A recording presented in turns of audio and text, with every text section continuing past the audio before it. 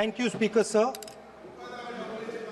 for letting me speak on this really important matter.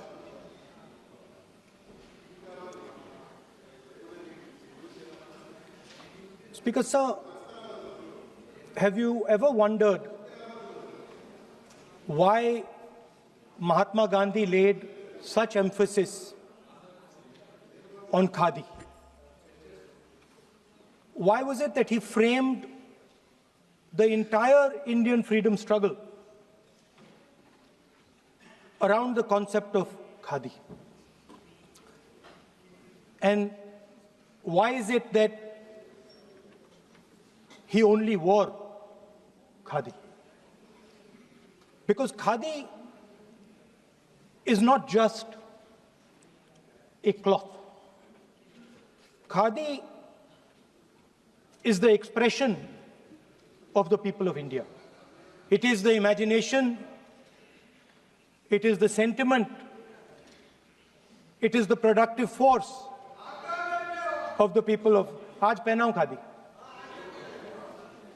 It is the expression of the people of India. Speaker, sir, whichever state you go to, you will find different fabrics. There's the Himachali cap, Assamese gamcha, Banarsi sari, Kanchipuram sari, Naga jacket, and you will find that all these fabrics represent the people. When the people of Assam give you the gamcha, they're not just giving you a piece of cloth. They're giving you an expression. They're giving you a piece of their history, their tradition, their future, their imagination.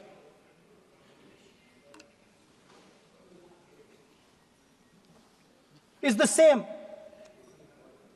when the Nagas wear that jacket. When they come and see us, they make us wear the jacket because they want us to be embraced by the fabric. But Speaker, sir, these fabrics are beautiful. But if you look slightly deeper and you look closely at the fabric, you will find that each one of them has thousands of little threads embracing each other.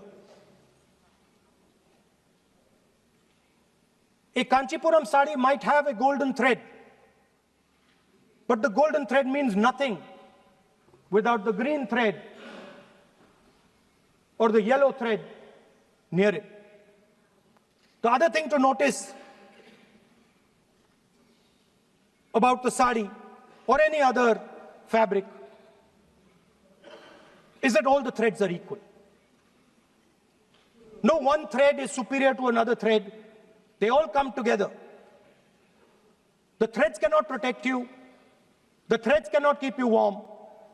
But when they come together as a fabric, they can keep you warm, they can protect you, they can express what you have in the heart. Speaker, sir, in the same way, our nation is also a fabric. It's a fabric made up of 1.4 billion people, and the fabric is woven together by the vote.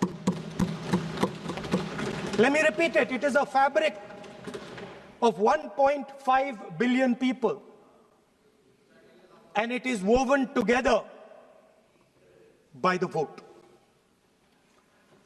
Everything that we see, in fact, this house where I'm standing today, the Lok Sabha, Rajya Sabha, Vidhan Sabhas across the country, Panchayats across the country, none of them would exist if the vote did not exist. We talk with great pride about HAL, BHEL, ONGC, Tejas, Chandrayaan. We have a list of things we say. Not one of those would exist without the vote.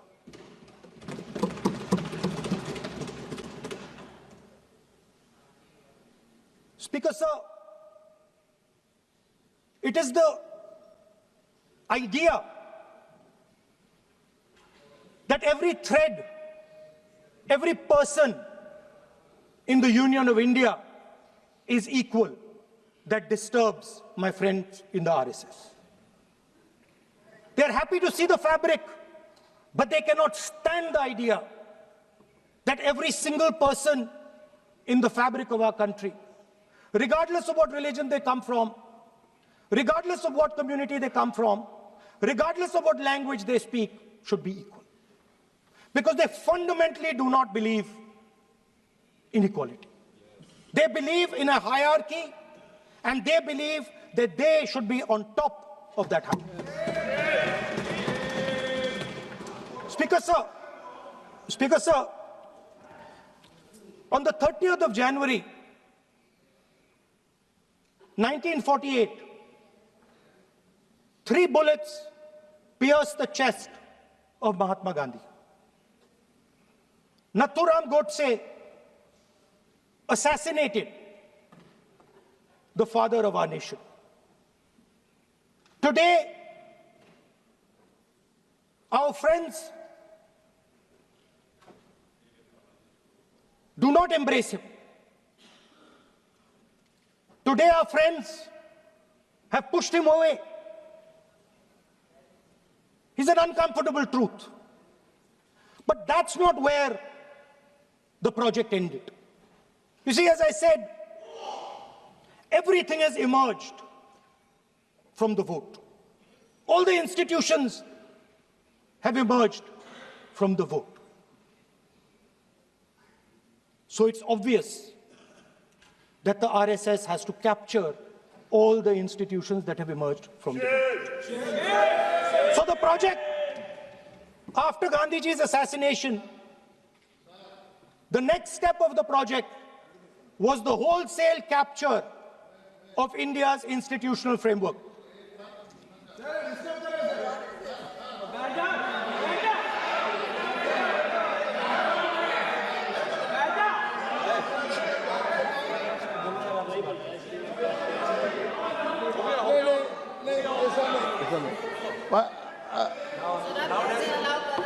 So what is this, sir? Sir, अभी नहीं पहना हुआ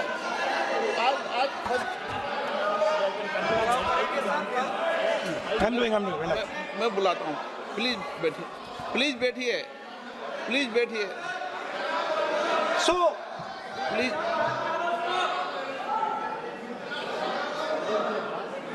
sir, आप बोले पर हाथ मत जोड़े.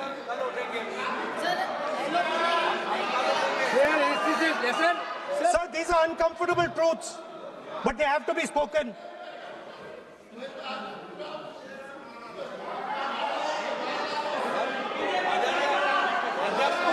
कितना खादी पहनते थे थोड़ा बता दे.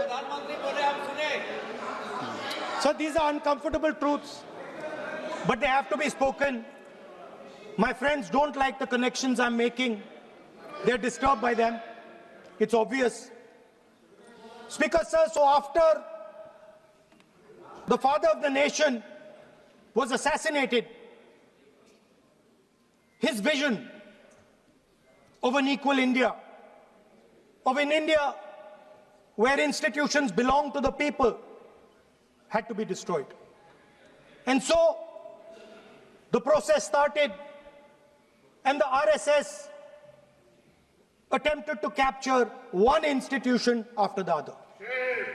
And I will give some examples so that it is crystal clear that this is the case. Everybody knows how vice chancellors are placed on top of Indian universities today. Every single person knows this. You go to any university, you speak to any youngster in India, he will tell you that it does not matter whether the professor has qualifications, it does not matter whether the professor has a scientific temperament. The only thing that matters is the professor belongs. माननीय सदस्य,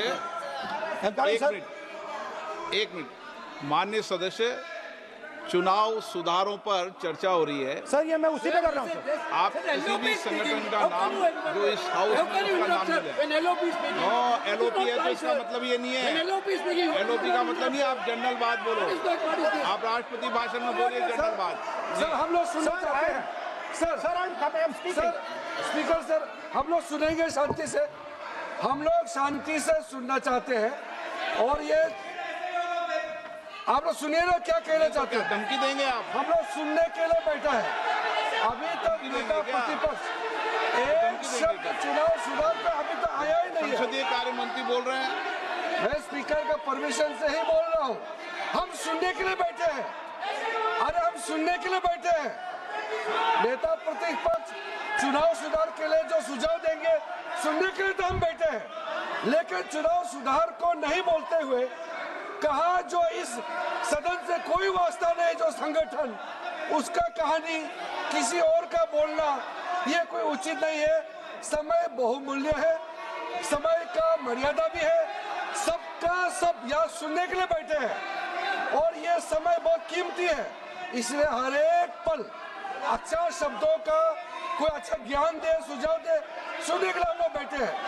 मेरा एक सीमित अनुरोध है नेता प्रतिपक्ष से, आप विषय पर ही रहिए।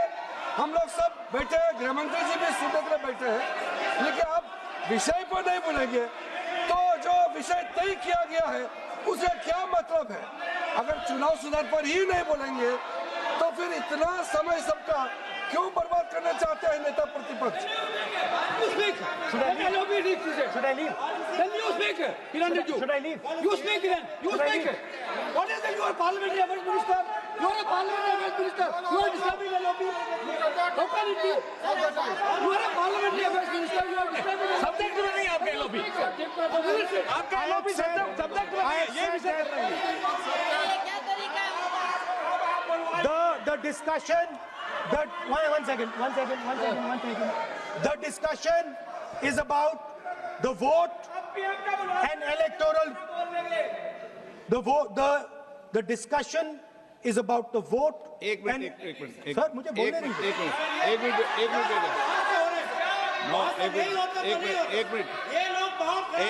बैठिए।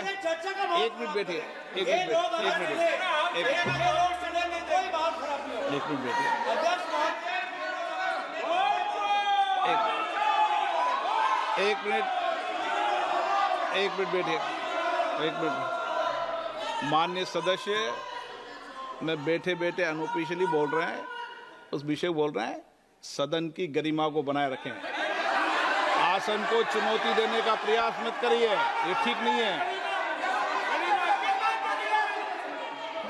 Speaker sir, I want to make it very clear. Please. Speaker sir, I want to make it very clear. The discussion is about votes. The discussion is about the stealing of votes. The discussion is about the SIR, and I am framing my discussion about votes. Yes. And what is happening here is patently unfair. I am not being allowed to speak. I am being disturbed, and I put my protest here. I have done absolutely nothing wrong. I am talking about the subject. In order to capture the vote, you have to capture institutions. I am saying that institutions of India are captured, and I will come to the point, which is Election Commission is captured. So, the project of the RSS was to capture the institutional framework of the country, and I said how the education system has been captured. Vice Chancellor after Vice Chancellor after Vice Chancellor is placed not on merit, not on capability, not on scientific temper, but on the fact that he belongs to a particular organization. Second capture, which helps in destroying democracy, the capture of the intelligence agencies. We have the Home Minister sitting here. the capture of the CBI, of the ED, of the Income Tax Department. And the systematic placement of bureaucrats who favor their ideology and attack the opposition and anybody who chooses to oppose the RSS. That is the second institutional capture. And the third institute, there are many more. I can go on. And the third institutional capture. Yes. What is this?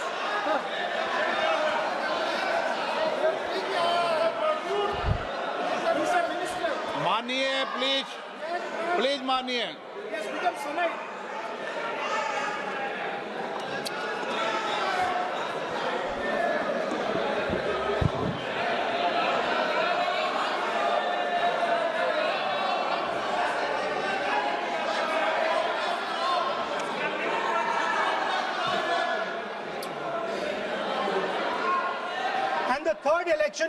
The third capture of the institution that directly controls the election system of our country, the Election Commission. Now, I'm not saying this without proof. I have put forth adequate proof about how the Election Commission is colluding with those in power to shape the elections. But I want to ask three questions first, which will make it very clear that the BJP is directing and using the Election Commission to damage India's democracy. The first question, why is it that the CJI was removed from the selection panel of the Election Commissioner? What motivation could there be to remove the CJI? Do we not believe in the CJI? Of course we believe in the CJI. Why is he not in that room? I sit in that room. It is so-called a democratic decision. On one side, Prime Minister Narendra Modi and Mr. Amit Shah. On the other side, the leader of the opposition. I have no voice in that room. What they decide is what happens. So the first question, why is the Prime Minister and Amit Shah so keen on choosing exactly who the Election Commissioner is going to be? Second question, and even more devastating question, no Prime Minister has done this in the history of India.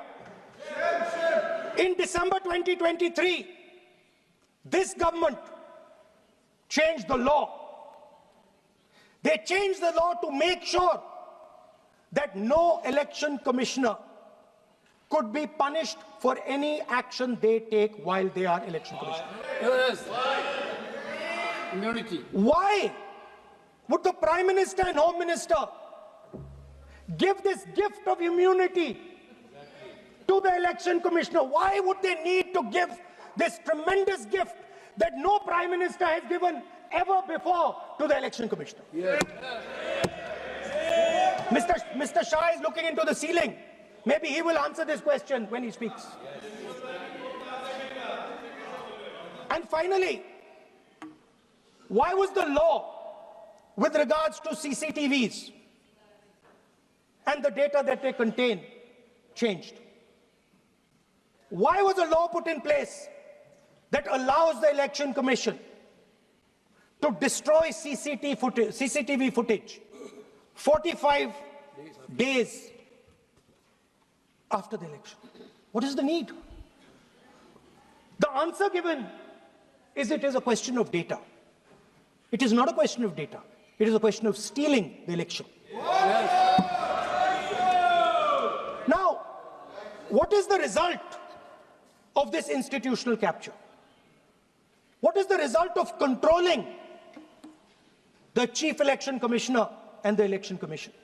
First of all, we have a set of election campaigns that are tailored for the Prime Minister. 3-month, 4-month, 5-month long campaigns are taking place so that the Prime Minister's schedule can be fitted in to the program. Second,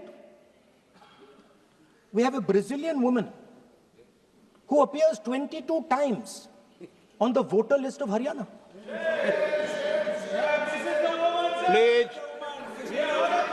No.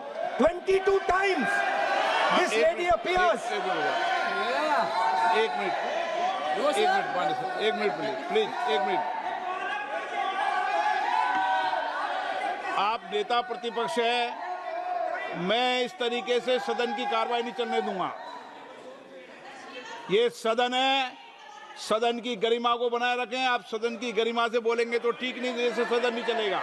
No, गलत तरीका है आपका, नहीं होगा।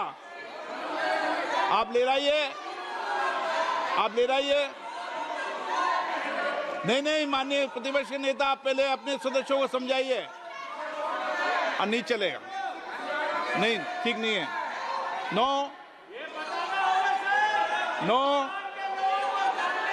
नहीं, बिल्कुल नहीं चलेगा। अगर आप सर माननीय प्रतिपक्ष के नेता, आप अपने सदस्यों को गरिमा समझाइए। सर, बट ये तरीका आप इतने सालों तक यहाँ पर हैं, ये तरीका उचित है क्या? सर, विरोध का तरीका होता है, लेकिन ये उचित तरीका नहीं है। तरीका इधर भी हो। नो, उधर का तरीका क्या है सर? नो, सबका तरीका उधर से होगा, उधर से भी बोलेंगे, इधर से बोलेंगे, सब जगह से बोलेंगे।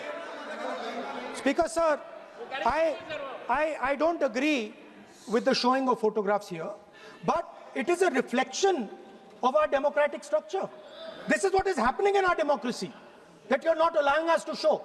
This Brazilian woman has appeared 22 times on the voter list in Haryana. And not only that, there is one woman whose name has appeared 200 times, more than 200 times in one booth in Haryana. And it is very clear, and I have proven without doubt, that the election of Haryana was stolen and the theft was ensured by the Election Commission of India. I've said it again and again and again. Now, nowhere has the Election Commission answered my questions. The Election Commission has not told me why this lady's picture has appeared on the polling list. They have not told me why lakhs and lakhs of duplicate voters are existing. They have not told me why a BJP leader is coming from Uttar Pradesh to vote in Haryana. These are straightforward questions. And there is clear proof which I have put in front of the country. Right? But the Election Commission has no answer to these questions. And that is the result of the complete capture of the Election Commission by the people across the aisle. By the way, you're talking about SIR in Bihar. Let me say something about SIR in Bihar. Why is it that after the SIR in Bihar, 1.2 lakh duplicate photos are existing in Bihar, in the voting list? If you've cleaned up the voting list, why are there 1.2 lakh duplicates in Bihar? And we've not just proven this about Haryana. We have proven this in Karnataka, we have proven this in Maharashtra, and I'm absolutely certain this is how you're winning elections in Madhya Pradesh, in Uttar Pradesh, in Bihar, across the country. Now, so what I'm putting on the table is, it is very clear that you've captured the institution. I've shown the mechanism of that capture. I'm also showing you how the Election Commission is doing things that are completely out of line. I'm not getting any answers. Right? So now, let us come to how, when we're talking about electoral reform.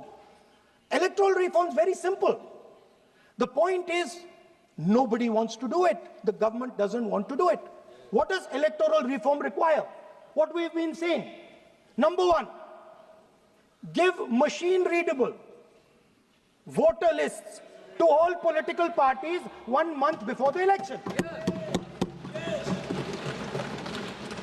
That's the first step. The second step is take back the law that allows the destruction of CCTVs. CCTV footage.